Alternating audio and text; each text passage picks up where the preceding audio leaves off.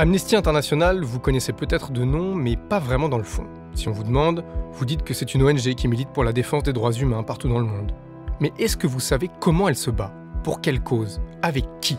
Est-ce que vous connaissez les histoires humaines et les vies défendues derrière le logo jaune à la petite bougie entourée de fils barbelés ? Moins sûr. C'est pour cette raison qu'on a décidé de créer ce podcast, pour donner une voix et de l'écho à ces combats. Pour vous raconter comment Amnesty International se bat, entre autres, pour libérer des personnes détenues arbitrairement par les autorités de leur pays, pour faire respecter les droits des personnes LGBTI là où ils sont menacés, ou encore pour légaliser le droit à l'avortement là où il est interdit. Amnesty International change des vies, Amnesty International change des lois, autour d'un principe simple. On se bat ensemble, on gagne ensemble. Bienvenue dans We Made It. Épisode 2, que ce soit la loi. Le 14 juin 2018, le débat sur la légalisation de l'IVG fait rage à la Chambre des députés. Dehors, des milliers de femmes attendent depuis le début de la nuit.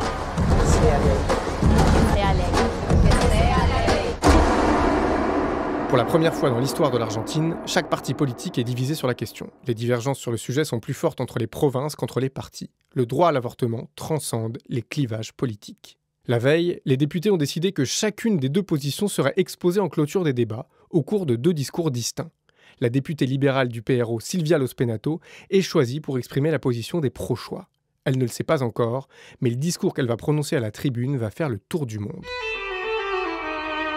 Donc j'ai préparé un discours la veille qui racontait tout le processus, tout le déroulement du processus, comment on avait décidé de soutenir cette loi, ce qu'elle signifiait, et puis aussi un point de vue plus personnel, l'expérience plus personnelle. Et durant toute la journée, parce que la session a duré plus de 24 heures, il y a eu des milliers de femmes qui criaient dans la rue, sous mes fenêtres.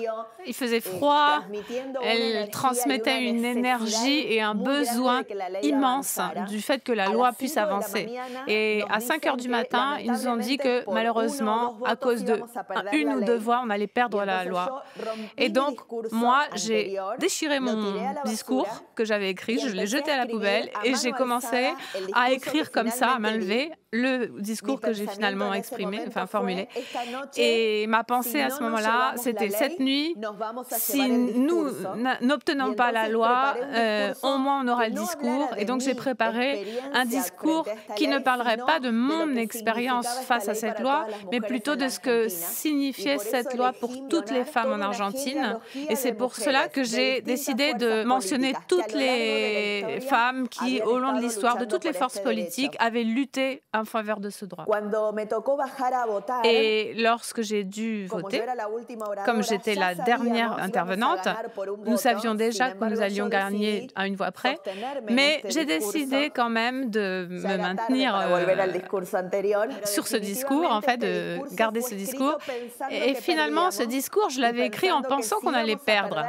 Et que si on perdait, au moins, on allait laisser très très clairement la signification de cette loi en matière d'autonomie des femmes. En sus dedos está el poder de votar por nuestros derechos. No les tiemble el pulso para hacerlo. Saquemos de la clandestinidad al aborto. Legislemos por la salud y por la autonomía de las mujeres. Le discours est poignant, habité, précis. Un foulard vert noué autour du poignet droit, Silvia Lospenato interpelle ses collègues. Vous avez entre vos mains le pouvoir de voter pour nos droits. Ne tremblez pas pour le faire. Elle récapitule le nom des militantes argentines qui, par leur lutte, ont mené le combat jusqu'ici. Après 14 minutes d'une parole vibrante, elle conclut le poing levé, au bord des larmes. À nos sœurs, cette pluralité de femmes qui s'est installée dans la politique argentine, unies dans nos différences, mais toujours en faveur des femmes. À toutes les femmes au foyer, à nos mères et à nos filles. Que l'avortement soit légal, sécurisé et gratuit, que cela devienne une loi. Que l'avorto sea legal, seguro y gratuito, que sea ley. Sous les applaudissements de l'hémicycle, certaines députées des autres partis pleurent, d'autres s'enlacent, et l'Assemblée chante, reprenant les slogans des manifestantes qui attendent dehors dans le froid. Quand on lui demande pourquoi ce discours a autant marqué les esprits, Silvia Lospenato a une réponse simple. Je crois que réellement, cela a transmis cette force du mouvement des femmes. Ça a transmis la discrimination, que supposait cette interdiction de notre droit pénal. Et je crois surtout que ça a couronné une lutte de beaucoup d'années qui a été reconnue dans le discours. Et je crois que c'est quelque chose que je souligne toujours. C'est caractéristique de la façon féministe de faire de la politique. Je crois que la façon féministe de faire de la politique suppose que nous fassions de la politique de façon transgénérationnelle parce que nous nous sentons toujours les héritières d'une lutte antérieure et nous faisons partie d'une chaîne qui doit continuer. Et c'est ce que j'ai voulu exprimer lors de ce discours. Pour la députée argentine, ce discours est aussi une preuve que des mots peuvent changer le cours des choses, puisqu'ils ont aidé à changer une loi. C'est très important de pouvoir nommer les choses et je crois que je suis parvenue à mettre des mots sur la douleur des femmes et aussi sur la lutte des femmes pour leurs droits, en faveur de leurs droits. Et même des gens qui n'étaient pas d'accord avec l'avortement célèbrent ce discours et se sentent reconnus, des femmes se sentent vraiment reconnues par rapport à d'autres luttes qu'elles mènent chaque jour. Des députés qui retiennent leur souffle. Puis une explosion de joie pour une majorité d'entre eux. Après près de 24 heures de discussion, le Parlement a décidé de légaliser l'avortement. Comme attendu, le vote a été plus que serré. 129 voix pour, 125 contre. Le projet de loi est adopté par les députés, mais il doit encore passer au Sénat pour devenir une réalité. Mais nous savions que cela allait poser beaucoup de difficultés au Sénat parce que les provinces sont représentées au Sénat et c'est plus conservateur. Le débat entre les foulards verts, qui supportent le droit à l'avortement, et les foulards bleu ciel, qui s'opposent à ce droit, dépasse donc la fracture politique habituelle du pays, mais il a aussi une conséquence politique inattendue. Il rassemble les femmes de tous les partis. Cette année-là, les députés et sénatrices des différents groupes politiques s'unissent autour du droit à l'IVG et sont surnommées las Sororas. Maria Laura Stirnemann, militante argentine pour le droit à l'avortement de l'association Eros, revient sur cette alliance. Une femme comme Cristina Kirchner, qui est extrêmement catholique dans son positionnement. Voilà, en Argentine, on peut être progressiste et catholique, c'est une particularité de chez nous. Elle n'était pas d'accord avec, elle l'avait déjà dit. Mais par exemple, typiquement, elle a dit, si c'est porté par une mobilisation populaire, moi je vais appuyer, et c'est ce qu'elle a fait. Elle a fini en tant que sénatrice par voter pour. Donc ça a été important. Après, les débats au sein du Parlement nous ont montré que quand même, il y avait c'était incroyable les horreurs qu'on pouvait entendre au sein de l'hémicycle. Et ça montrait bien à quel point on est loin du compte par rapport au fait des changements de positionnement. Et c'est un truc qui était intéressant aussi pendant la période du macrisme, c'est qu'il y avait malgré tout, des gens, des députés qui étaient pour l'avortement alors qu'ils s'étaient totalement opposés idéologiquement. Et ça, c'était intéressant parce qu'ils faisaient alliance. Pendant toutes les années où le projet a été présenté, il a été accompagné par des députés femmes nationales de différentes forces politiques, en majorité des femmes. Il y avait quelques hommes qui les accompagnaient, très peu. Vraiment, la majorité, c'était des femmes, et en général de toutes les forces politiques, tous les partis politiques. Ce projet de loi, hérité de décennies de lutte féministe, notamment depuis les grands-mères de la place de Mai, a été porté par les femmes, pour les femmes. Pour Eva Borjas, ancienne militante de l'Organisation internationale de télémédecine Women Help Women, sexologue et consultante indépendante pour la Fédération internationale de planification familiale, c'est aussi le cas dans le reste du continent. Oui, après, femme avec toute la diversité, la complexité que ce concept peut avoir, on va dire. Mais aujourd'hui, en Amérique latine et dans le monde, la lutte pour la dépénalisation et l'accès de l'avortement et la déstigmatisation sociale de l'avortement, oui, clairement, est une lutte menée par les femmes et pour les femmes. Et bien sûr, dans certains moments et certaines organisations, il y a aussi l'inclusion de la diversité sexuelle. Mais c'est un mouvement, en règle générale, non mixte, oui.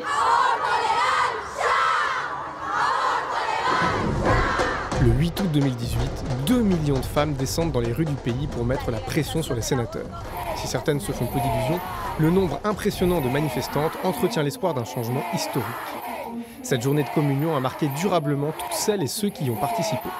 Des mères viennent avec leurs fils, des adolescentes s'initient au féminisme et au militantisme, d'autres expérimentent la joie d'être ensemble pour soutenir une cause qui leur est chère. Le lendemain, le Sénat rejette le projet de loi par 38 voix contre, 31 voix pour et 2 abstentions. Après des heures de débat au Parlement, le résultat tombe enfin. 38 voix contre, 31 voix pour. Près de 2 mois après l'adoption du projet de loi par les députés, les sénateurs rejettent finalement la légalisation de l'avortement pendant les 14 premières semaines de grossesse. La fin d'un débat qui n'a cessé de diviser les politiques dans le pays du pape François. Je ne suis pas en faveur de l'avortement. Je suis en faveur de la légalisation de l'avortement. Ce n'est pas un jeu de mots, c'est une posture politique et idéologique. La défaite est cuisante, mais l'espoir demeure. Les soutiens populaires sont trop nombreux, les relais politiques trop engagés et le sujet trop grave pour accepter l'échec. Le processus collectif a mis en marche la roue du changement. À partir de ce jour, l'avortement peut devenir légal en Argentine et le monde entier le sait. C'est là que réside la force des mobilisations collectives, comme le souligne Lola Schulman, chargée de plaidoyer chez Amnesty International. Les processus sont toujours bouleversants dans le fait que ça peut aussi amener même des grosses structures comme Amnesty à revoir aussi ses stratégies et ses objectifs. Parce qu'on est porté par un mouvement, parce qu'on est porté aussi par plein de choses qui se passent et on ne s'attend pas forcément à ce qui va se passer. Et on ne sait pas ce qui va se passer. En fait, il y a quelque chose d'assez incroyable, c'est qu'on ne sait pas jusqu'où ça va aller, l'ampleur que ça a pris en Argentine, les mobilisations, les manifestations. C'est un impact pour des générations entières. C'est-à-dire quand on entend des témoignages de « j'y allais avec mon fils pour qu'il comprenne ce que c'est un mouvement féministe, les droits des femmes, etc. », c'est un impact incroyable. C'est-à-dire que c'est aussi des générations de jeunes hommes qui vont être aussi complètement bercés et pris par le fait de dire que le mouvement féministe peut avoir des victoires. Et il y a des victoires possibles. Et ça, il n'y a rien de mieux pour faire évoluer une société, quoi. On attendait tous les résultats comme dans une Coupe du Monde. Donc quand c'était non, on était extrêmement déçus. Mais on s'est dit, le diktat des grands-mères, c'était la seule lutte qui se perd, c'est celle qui s'abandonne. Donc on a dit, de toute façon, on continuera à essayer. Mais ça avait été quand même très, très massif, les veillées nocturnes. Nous, du coup, on n'était pas en Argentine, donc, mais on suivait ça de près par les réseaux, par la télé. On a fait énormément de manifestations en France, en fait. Les organismes ont laissé la parole aux jeunes pour qu'ils puissent aussi avoir leur période de revendication. Et c'est parce que ça les concerne directement en même temps. C'est normal. Et puis ce changement culturel dont on s'imagine qu'il ne faut pas lâcher, c'est ça qui a permis. Parce que ça a donné les discussions au sein des familles, ça a donné les discussions dans les groupes de copains, auprès des garçons. C'est ça qui est important. Le plus important, c'est ça, en fait. Un des slogans de la Campagna clamait « L'avortement légal est une dette de la démocratie ». Et en effet, le processus de mobilisation a été pour beaucoup d'Argentines une expérience de leur pouvoir en tant que citoyennes. Mais c'est aussi lié aux luttes de manière générale. C'est-à-dire que là, quand on entend parler des manifestations, de tous les mouvements qu'il y a eu en Argentine, de femmes dans la rue qui se mobilisent et qui font le jeu de la démocratie. C'est-à-dire qu'en allant dans la rue, en manifestant, en brandissant des pancartes, en ayant des symboles de bandana vert, etc., on fait le choix, et les femmes, dans ces cas-là, font le choix de la démocratie en disant, voilà, on a le droit de manifester, on a le droit de s'exprimer, on a le droit de revendiquer nos droits. Oui, c'est un enjeu de démocratie. Et c'est pas juste un enjeu de société.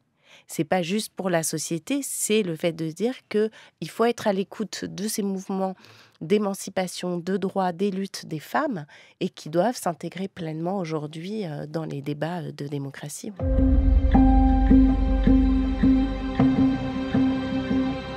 Après le rejet du projet de loi par le Sénat, l'avortement devient le sujet numéro 1 dans le pays. Les médias relaient le débat quotidiennement et il est devenu normal d'en parler dans les familles, les collectifs, les couples, les bandes d'amis et dans les cafés. Paola Garcia Rey, directrice adjointe d'Amnesty International Argentine, l'a vécu de l'intérieur.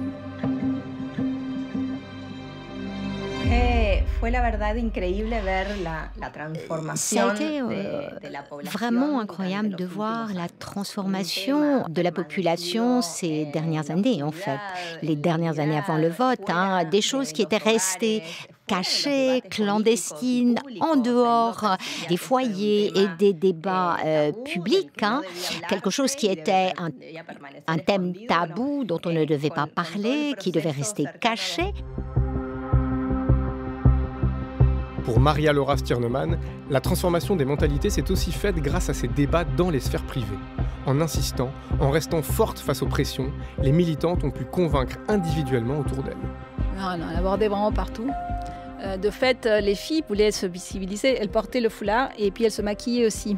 Elles portaient beaucoup de paillettes. Justement, contrairement, les paillettes, c'est aussi casser l'image de la femme bien mise. Voilà, se faire plaisir. C'était aussi quelque chose qui était important dans le mouvement, donc se rendre visible et se faire plaisir. J'ai envie de me déguiser, j'ai envie de me mettre des paillettes partout, j'adore ça. Et, voilà. Et du coup, évidemment, on occupe la place publique en montrant. Donc il y avait des réactions. Et il fallait être assez courageux parce que des fois, ça pouvait être violent, les réactions des personnes.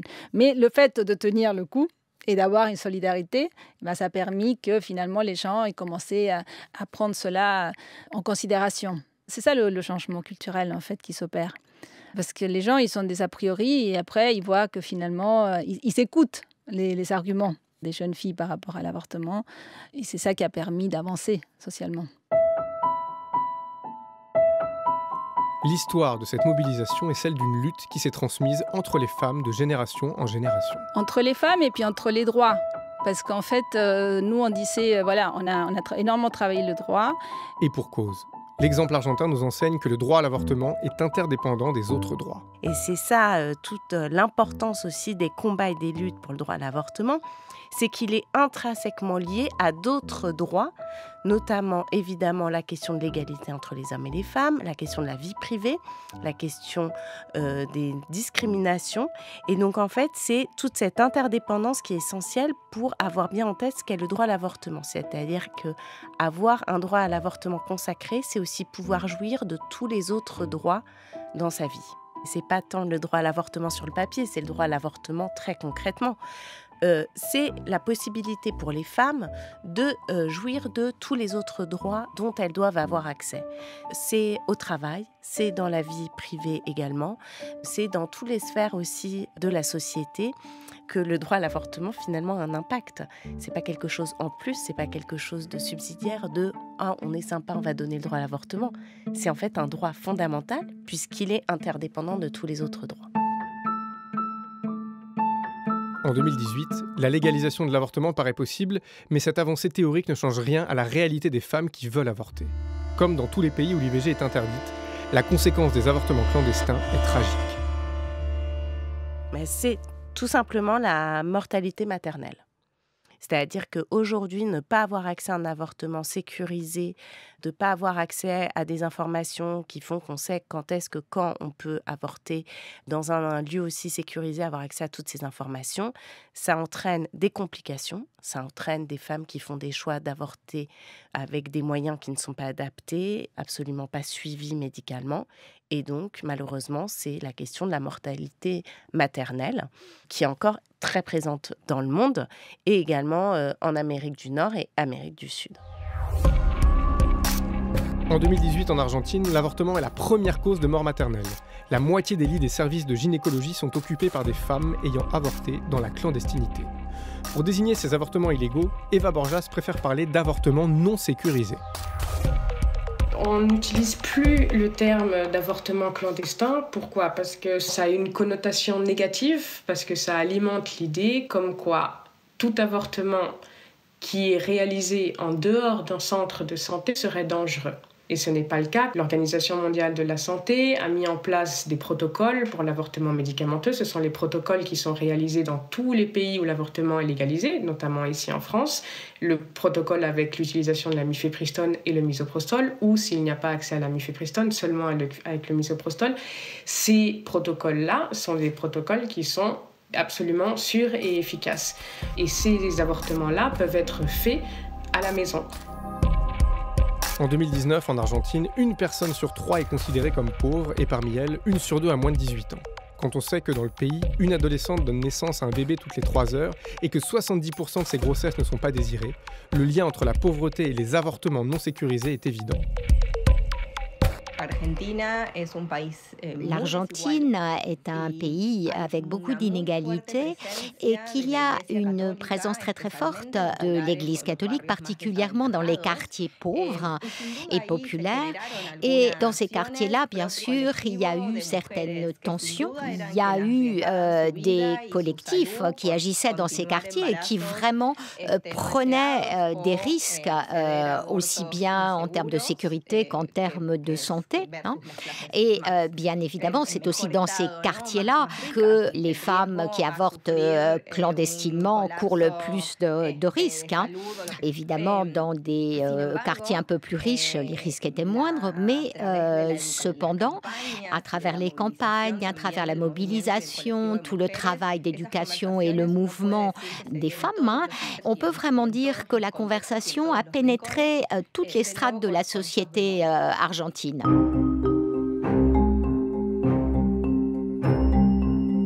La campagne pour la légalisation continue et un slogan revient de plus en plus souvent. Les riches avortent, les pauvres meurent. L'inégalité face à l'avortement devient donc un des moteurs de la campagne et la réalité des chiffres convainc de plus en plus de gens. 1 femme meurt chaque semaine en se faisant avorter. Concrètement, moi, ma cousine, les médecins, elle savait très bien ce qu'elle pouvait donner comme traitement à des filles de bonne famille qui avortaient tout le temps ou qui allaient en Uruguay, qui allaient ailleurs. Mais les pauvres, non. Ils n'ont pas accès de la même manière à la médecine, ils n'ont pas accès... Et puis ne parlons pas des provinces qui sont totalement éloignées, où il y a des jeunes femmes qui se retrouvent enceintes, qui vont se faire avorter clandestinement et qui meurent. Donc ça, cet argument-là, je pense qu'il a été important dans la prise de conscience. Parce qu'avant, ils stigmatisaient aussi, puisque c'est quand même les classes dominantes qui font les lois. Malheureusement, en Argentine, c'est comme ça. Je pense que c'est un peu partout pareil. Et donc, ils niaient cet aspect-là. Parce qu'en fait, ils n'étaient pas véritablement confrontés à cette réalité. Mais dans les bidonvilles, partout, il y a des situations de violation ou pas, ou de pas accès à la contraception, ou de pas accès à l'information. Et les filles, voilà, elles sont 10 gamins et ne savent pas comment faire. Bon, c'est une réalité sociale. La bataille pour la légalisation doit continuer et elle passe désormais par les mots, comme l'a si bien montré la députée Silvia Lospenato. La parole est peut-être libérée au niveau national, mais le conservatisme reste encore puissant et les pro-choix sont souvent pointés du doigt. D'ailleurs, la question du tabou et des discours culpabilisant les personnes qui avortent ou qui veulent avorter est un sujet qui dépasse les frontières. On est dans un enjeu qui s'appelle la question du contrôle des corps des femmes, qui est malheureusement très prégnant dans l'ensemble des sociétés. Le fait de dire que c'est pas aux femmes de décider quand est-ce qu'elles veulent jouir de leur corps et décider quand est-ce qu'elles souhaitent être enceintes, comment elles souhaitent aussi vivre leur sexualité. Et qu'on est sur le fait de dire qu'à partir du moment où on donne cette autonomie aux femmes, finalement, on ne sait pas ce qui va se passer après. Enfin, c'est aussi la peur de « oh là là », on ne sait pas ce qui peut advenir une fois qu'on donne des droits aux femmes. Et donc, ce tabou-là, c'est lié au fait de dire « oui, le corps des femmes doit rester sous le contrôle des hommes ». Et l'avortement, la contraception sont aussi des moyens, dixit du côté de la domination masculine, d'émancipation des femmes. Donc ce tabou est lié intrinsèquement au fait de dire que ce sont les sociétés évidemment patriarcales qui sont au cœur des enjeux. En 2019, les élections législatives argentines sont très marquées par la question du droit à l'avortement. De nombreux hommes politiques argentins le considèrent encore comme un sujet délicat, qu'ils n'ont pas envie d'aborder parce qu'il fait perdre des voix. Je crois que c'est une conception que tous les politiques du monde ont, parce que c'est un sujet transversal en général. Dans toutes les forces politiques, les électeurs se divisent entre pour et contre ce droit. Et donc les politiques préfèrent ne pas aborder un sujet qui va faire que certains de leurs électeurs ne soient pas d'accord. Donc l'expérience en Argentine montre que l'avortement en soi n'est pas un sujet projet qui mobilise des votes, parce que nous avons eu un candidat dont la seule proposition de campagne, c'était la dérogation de la loi de l'avortement, et il n'a pas obtenu de voix, pratiquement. D'autre part, les partis politiques qui avaient eu des positions contre et pour, à la fois, ont pu renouveler leurs résultats législatifs, et les partis qui avaient plus de députés en faveur de l'avortement ont obtenu plus de voix. Donc finalement, dans la pratique, ça a été réfuté, cette idée que ça fait perdre des voix, en réalité. Le lobbying des anti-choix est parfois violent et les députés favorables au droit à l'avortement sont soumis à des pressions politiques.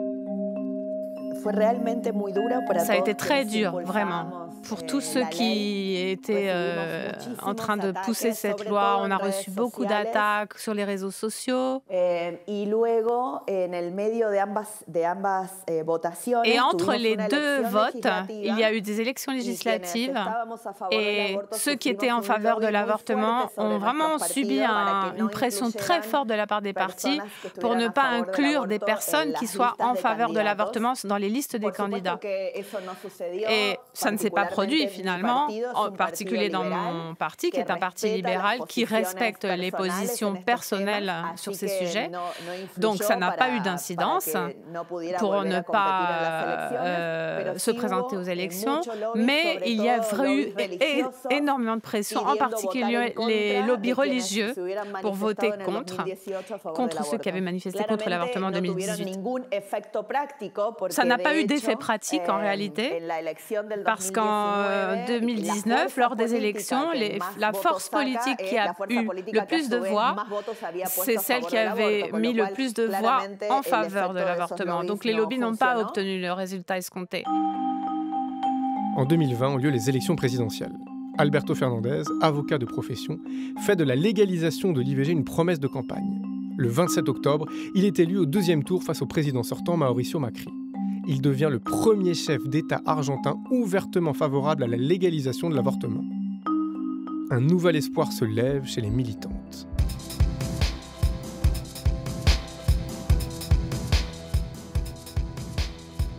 Pour connaître le dénouement de cette bataille populaire et politique, rendez-vous dans le prochain épisode de We Made It. We Made It est un podcast d'Amnesty International. Si vous avez aimé ce podcast, n'hésitez pas à vous y abonner et à en parler autour de vous. Vous pouvez aussi nous suivre sur notre compte Instagram Amnesty France et sur tous nos réseaux sociaux. Production Tanguy Bloom et Nicolas Fouché.